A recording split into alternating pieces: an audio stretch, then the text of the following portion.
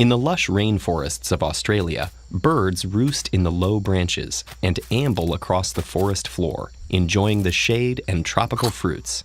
But the jungle isn't theirs alone. A dingo is prowling in the shadows, and fruit won't satisfy his appetite. The birds flee to safety, all but the cassowary, who can't clear the ground on her puny wings. Instead, she attacks, sending the dingo running for cover with one swipe of her razor-sharp toe claws. The cassowary is one of approximately 60 living species of flightless birds. These earthbound avians live all over the world, from the Australian outback to the African savanna to Antarctic shores. They include some species of duck and all species of penguin, secretive swamp dwellers and speedy ostriches, giant emus, and tiny kiwis. Though the common ancestor of all modern birds could fly, many different bird species have independently lost their flight. Flight can have incredible benefits, especially for escaping predators, hunting, and traveling long distances.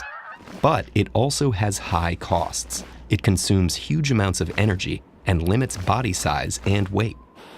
A bird that doesn't fly conserves energy, so it may be able to survive on a scarcer or less nutrient-rich food source than one that flies. The takahe of New Zealand, for example, lives almost entirely on the soft base of alpine grasses. For birds that nest or feed on the ground, this predisposition to flightlessness can be even stronger. When a bird species doesn't face specific pressures to fly, it can stop flying in as quickly as a few generations. Then, over thousands or millions of years, the birds' bodies change to match this new behavior. Their bones, once hollow to minimize weight, become dense. Their sturdy feathers turn to fluff. Their wings shrink and in some cases disappear entirely. And the keel-like protrusion on their sternums, where the flight muscles attach, shrinks or disappears, except in penguins, who repurpose their flight muscles and keels for swimming. Most often, flightlessness evolves after a bird species flies to an island where there are no predators. As long as these predator-free circumstances last, the birds thrive, but they are vulnerable to changes in their environment.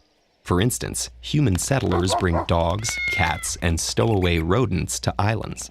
These animals often prey on flightless birds and can drive them to extinction.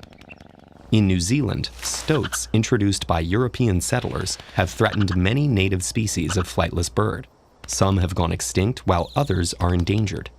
So in spite of the energy-saving advantages of flightlessness, many flightless bird species have only a short run before going the way of the dodo.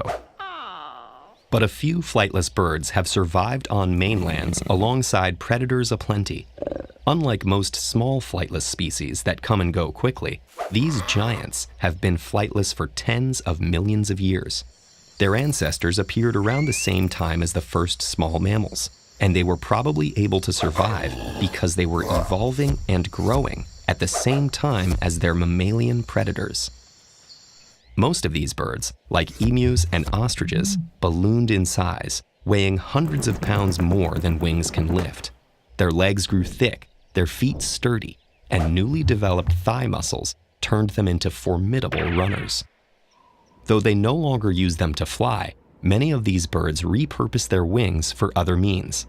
They can be spotted tucking their heads beneath them for warmth, flashing them at prospective mates, sheltering eggs with them, or even using them to steer as they charge across the plains. They may be flightless, but they're still winging it. Did you know that a brown thrasher knows 1,000 songs? Or that a wood thrush can sing 2 pitches at once? Find out how birds learn to sing their songs with this episode.